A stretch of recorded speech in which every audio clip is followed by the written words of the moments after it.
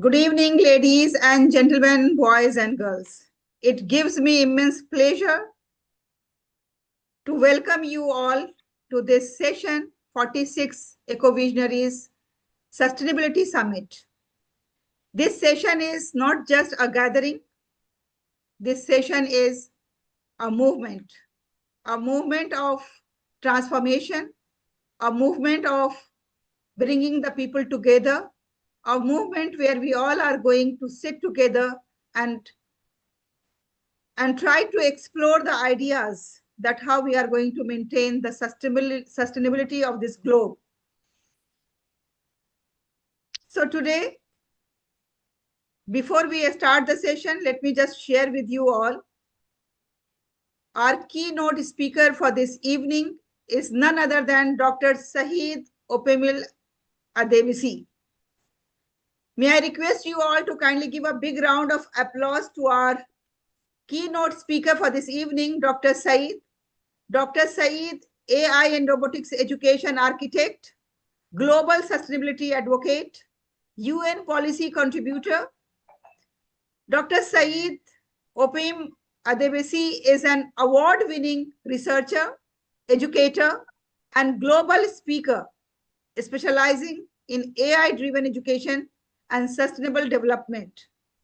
As Secretary General of the Global Scholars and Leaders Support Network, GSLSN, he has empowered over 1 million learners across 70 plus countries through groundbreaking trainings in leadership, technology, and SDG implementation. Creator of the AI and Robotics 2030 course, Dr. Adebisi has facilitated 200 plus workshops, authored 50 plus books, and co-developed UN SDSN reports adopted by 25 nations.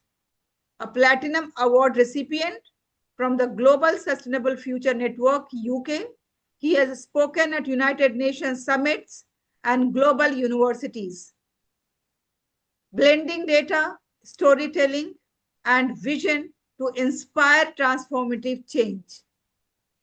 It's an honor and privilege for all of us, all the people associated with EduFam Training Services and Eco-Visionaries Global Group, to have a person of this caliber with us.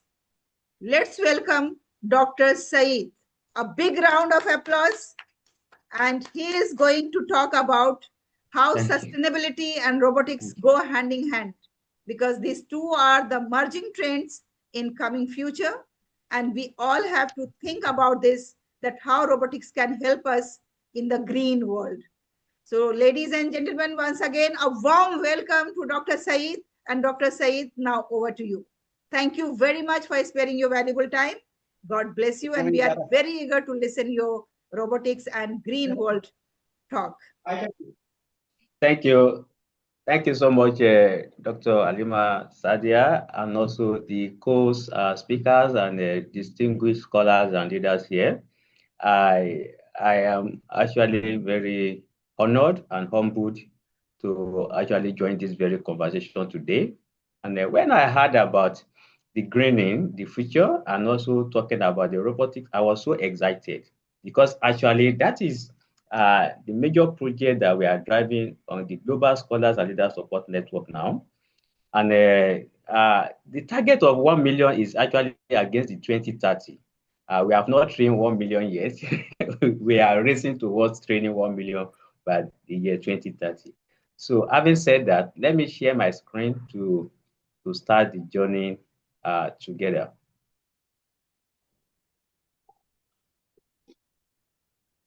So I think for some of us that are very smart with the AI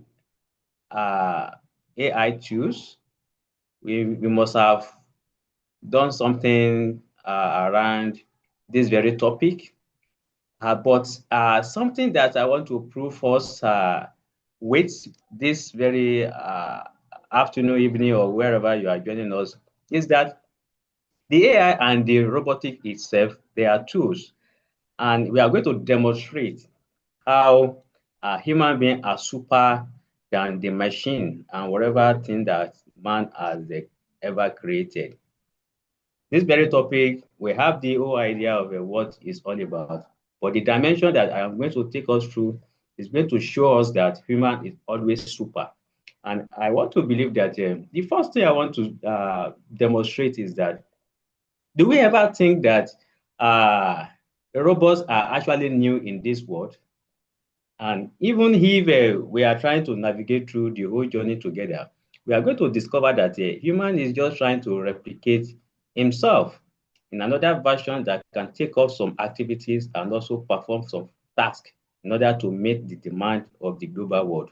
And we are having said that, so I will just say that the topic I am going to deal with is greening the future with robotics from historical foundation to planet-saving innovative solution. Exactly, that is what the robot is all about, and that is what I want to present about. Below are the different organizations that have shaped my thoughts and my career over the years. So the next, uh,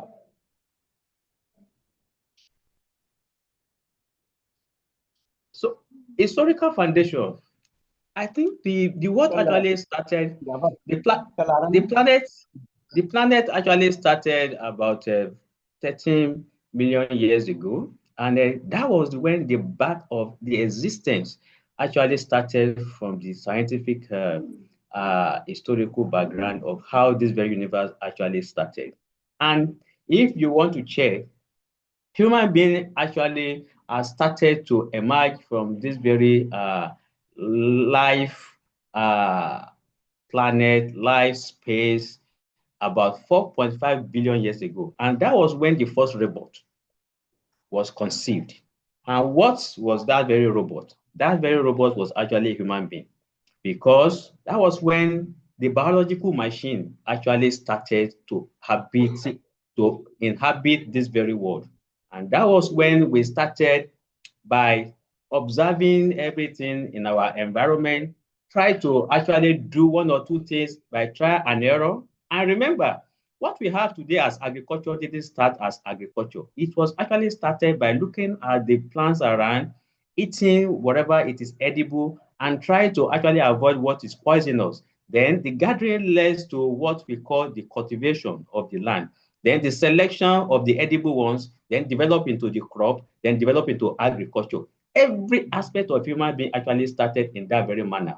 The trial and error of the machine that is trying to learn the language of the space where he or she is actually living. That is the first biological machine learning that we are all talking about today, which means that we are trying to recreate the biological machine into artificial machine, learning about what human has learned before and to unlearn it to actually execute some tasks. So that is exactly how we started the whole journey. And let us continue. So about 500 million years ago, the first sensor actually came into being. That is when we human beings started to recognize different organisms around him and not different organisms, and also try to recognize what are the senses that are actually processing the reactions, the adaptation, the memory, the decision making. And that is actually peculiar to the animals. And later it was discovered that even plants has these very responses. Then about 300,000 years ago, human intelligence started to originate. How can we mimic what we are creating in this very human style? And that is one the first wedding language of a tool and different machine that is trying to do what human being is actually doing started to be recreated. Then about 5,000 years ago, the first automata, a kind of a pseudo human activated objects actually started from Egypt to Greece to China and some ancient world of the world. And that was when the first mechanical toy actually started. The clock was created. Different design of machine were actually created. They were performing the task that we human beings were used to actually perform before. And that is when the emergence actually started growing. Then in 1495, remember, the world today we are counting is year 2025, which means that the actual counting of the awakening of the consciousness of human beings started as at that time about 2,000 years ago, and dated from the ancient time to that time, that is about 5,000 years ago that we are actually talking about the emergence of civilization and the advancement of machine and what human being can create in artificial world. So in 1495, Da Vinci actually prophesies a kind of a mechanical object that can actually uh, actually mimic the human intelligence and perform tasks. Then in 19th century, we have the industrial training phase, which leads to so many machines performing super activity above what human being can actually have the capacity to do. And if you watch across the cities, especially the big cities, the big domains of the world, you will marvel what these very machines are creating under human control. And that's exactly what we are talking about. And in 1950 to 60s, then the emergence of digital came in. And what led to the emergence of digital? Because human being has performed so many activities, and a lot of data has aggregated into the space. Then they started thinking about the machine that can actually store this very data, process the data, and also transform it into something useful. And that was when the AI existential quest actually started. Then in 1956, the term artificial intelligence was actually reframed to be coined. Then in 1961, we have the automated robot that actually performing industrial activities. So they try to deploy some of these very robots in industries, but they cannot actually think like human, but they are trying to make them mechanical automated robots. And in 1990 to year 2000, they started building the responses into this very machine. And that is when we started seeing that the internet, well, whenever you actually put in anything as a query, it's going to pop up something for you as a response. Then everything started connecting. But the major message from this one is that the data is the source of what leads to the AI of the modern world, as against the mechanical one that was first devised. So the journey started, and in 2010, the AI awakening came up, and people started talking about big data, big data. In fact, many courses were actually initiated in big data. Many professions were actually initiated against the big data, and the science and the engineering and technology started tailored towards the big data, because the quantum of data that human beings and their activities have generated over the years has become something that can transform into another system entirely, that can build another ecosystem entirely and another universe entirely. And if you want to agree with me, if you want to look at how people are actually domain in the universe today, we are actually having different continents. Apart from the continent that we know, the blue app is a continent on its own, because the population of the people on the blue app, the black app is a continent on its own. The gray app is a continent, is a continent on its own. So people are now aggregated in the digital continent, far away from the physical continent that we know when the world started evolving. And that is going to tell us something. Then later we have the computer vision, which is going to actually interpret different things. And that is when the like of Google and the likes of smartphones started coming up. So the imaging technology started evolving. Then they built the senses into it that can perform different something beyond human imagination. And we have the neural network also, when at this very phase starts to mimic what the human brain can also do in architecting, in creating, in implementation of different creativity, innovation, and different diagnoses. So these are the journeys that actually led us to this very phase we are today. And in 2020, remember, that was when the first idea of the generative AI came on board. People started talking about ChatGPT. But before the ChatGPT, if anybody recall very well, we have started actually generating data from queries that we put into the ecosystem of the digital world, like the Google, like all these article writers and SEO. That has been in existence. But the ChatGPT actually opened up another level of the machine learning responses to actually form something that is actually mimicking how human beings going to respond. Then we have the Echo AI. People started experimenting because of the sustainability issues, because of different complex and interconnected challenges of the sustainability to actually achieve a sustainable world. People started experimenting different things. And when the peak of it came about is that when the brain computer actually interface, that we now have that you can train your data and engineer it in the way it can actually predict, it can actually direct, and it can actually execute a task. And yes, before I go on from this very side, we should try to understand that the modern AI and robotics we are talking about are actually powered by data. And that very data has been in existence over the years, but the people are actually trying to engineer it, aggregate it, and make it function in the kind of way that it can perform the task in what human has never imagined before. And that is exactly what is happening. And the problem we are having now is that the data that is being fed into this very ecosystem to perform all these very functions are the major issues that everybody is talking about. The source of the data, the reliability of the data, the security of the data, the preservation of the data, and the integrity of the data. All these things is actually the major issue today. But we are not here to actually deal with that.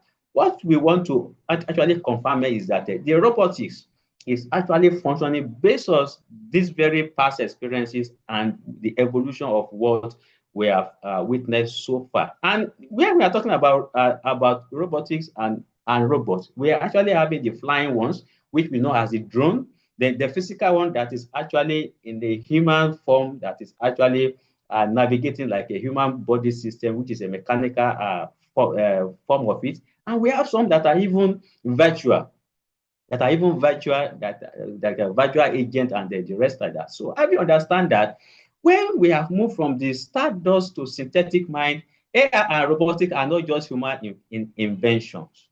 Like I have explained, they are the universe's latest experiment in self-awareness. We are just waking up.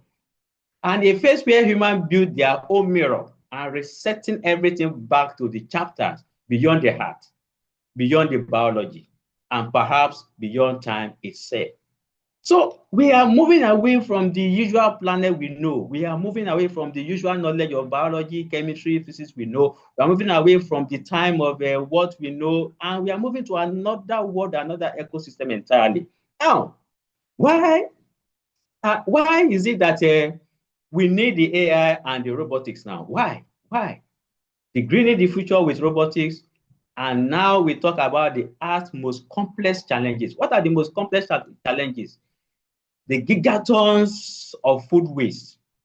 Imagine 8 billion people on the planet, everybody generating the waste.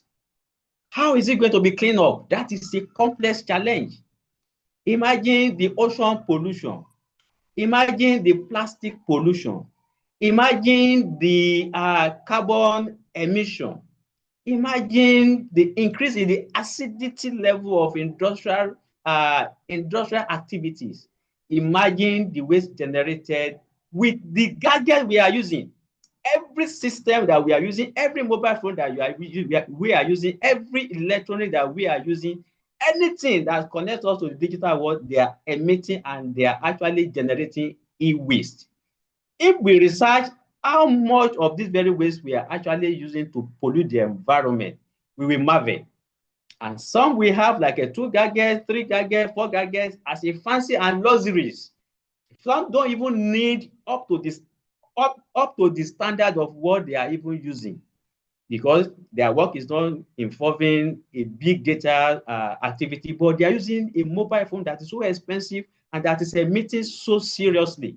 Computer system that is so emitting seriously. And that is the idea of how we can actually think about our sustainability activities. But that is, by the way, it is a complex challenge because many people don't even understand most of these things.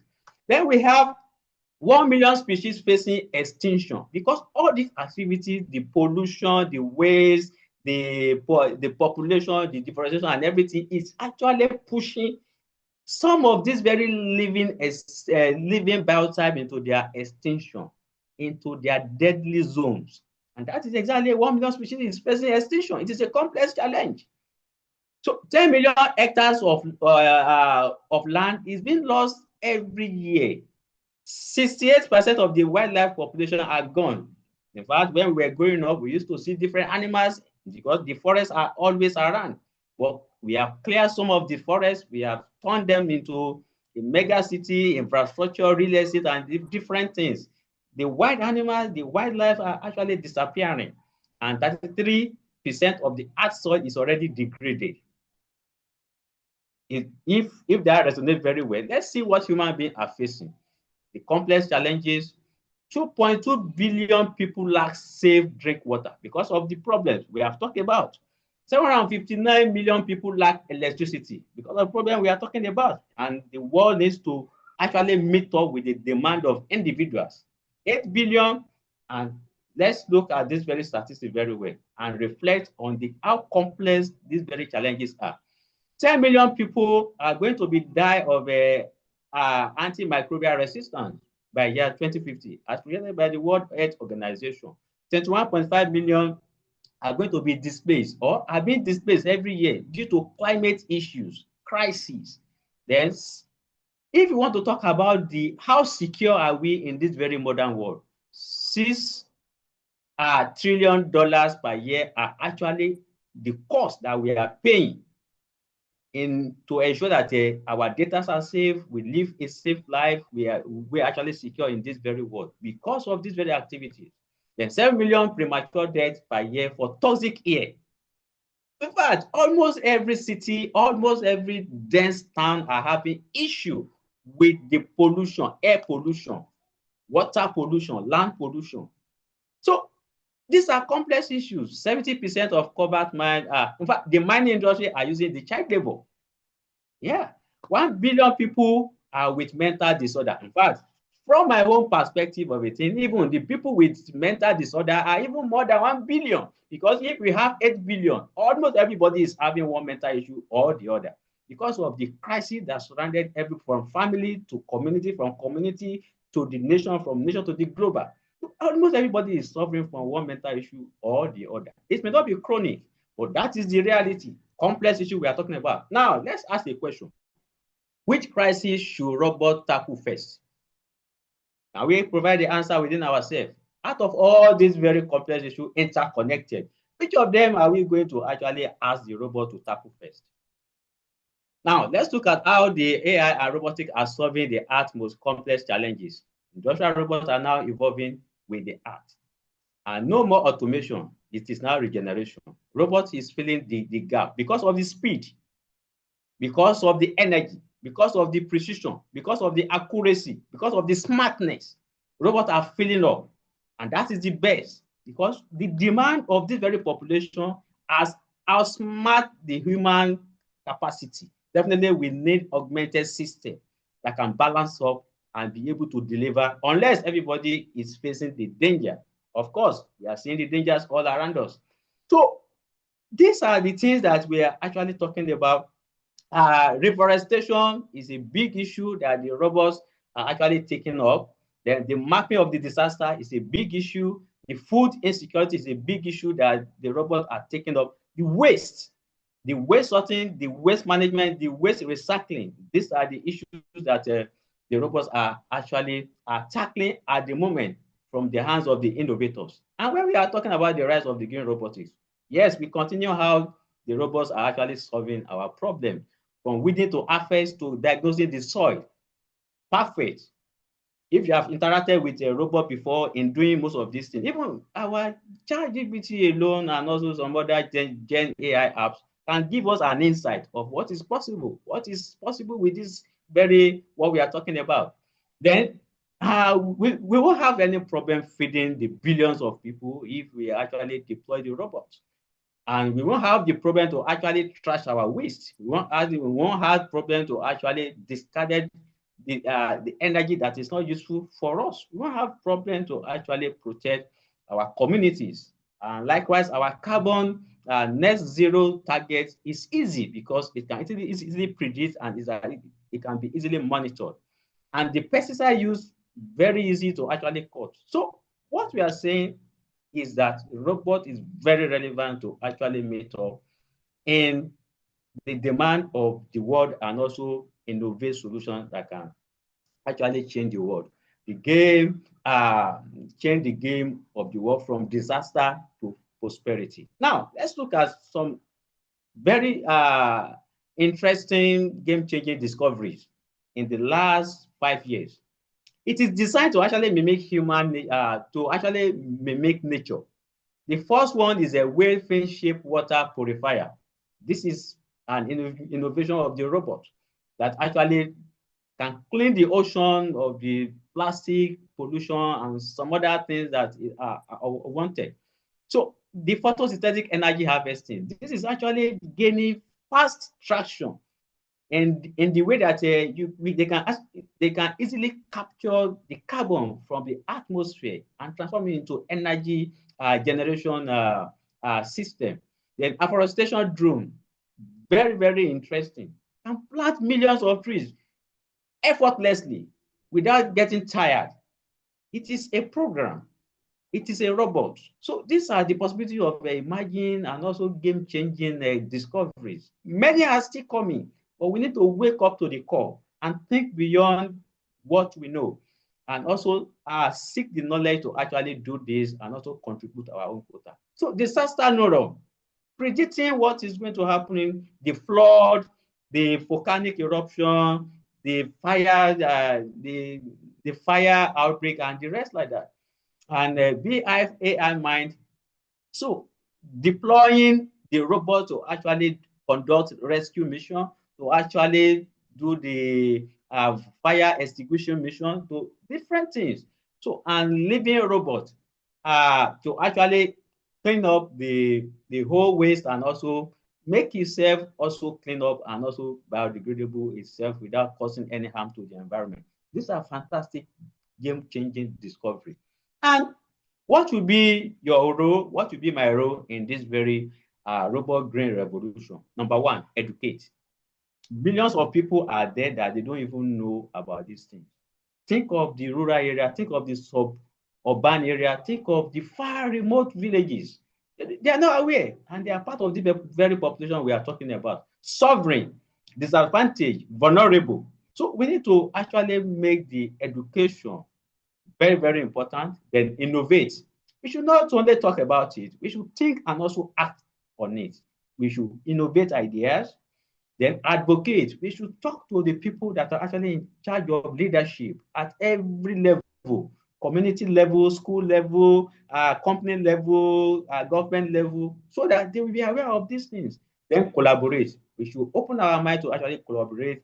The tech will collaborate with the science will collaborate with the advocates, with the NGOs, so the collaboration is actually going to take us faster to achieve this very greening with robots and make our world a safer place. Then reskill. This is where the fear is.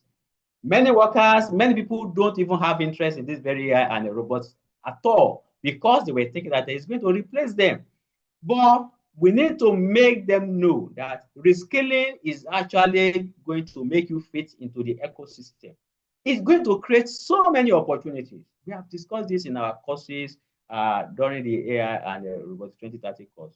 So it is reskilling that we need. The world was not here. The world was not like this before. We were using hoes and cutlasses. Tractor came, we all adapted, and we move on. We were not like this when we are actually dealing with construction, with bricks.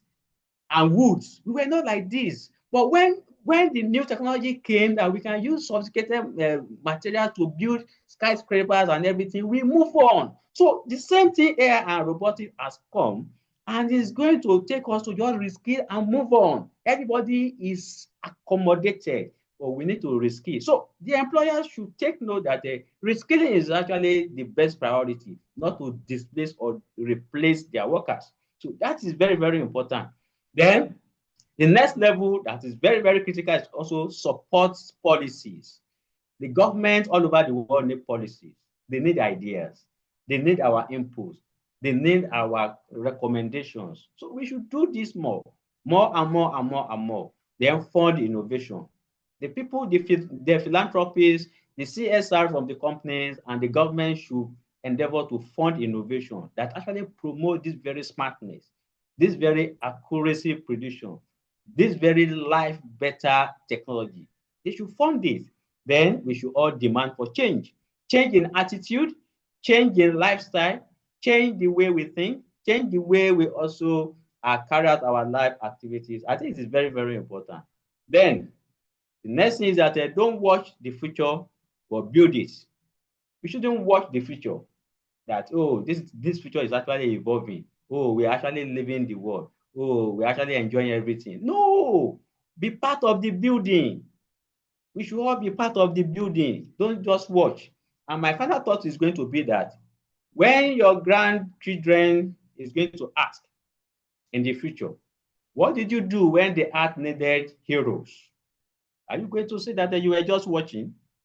Or you also were part of those that actually take action and be part of that very revolution? And in the next thing about this very theme that we are actually discussing, robotics didn't start green. That was not the whole idea. But today, they are the earth's best hope because we have been able to think and harmonize what is possible. And let's explore more. And from today to tomorrow and forever, revolution will continue to evolve. So we should all keen into it, and the future starts now. As we are discussing now, we should all be thinking of something. Where are we missing the link? Then we fix it. So on this note, I thank you so sincerely for listening. And I appreciate Dr. Alima Sadia for giving me the opportunity to share this very little thought of mine. Thank you.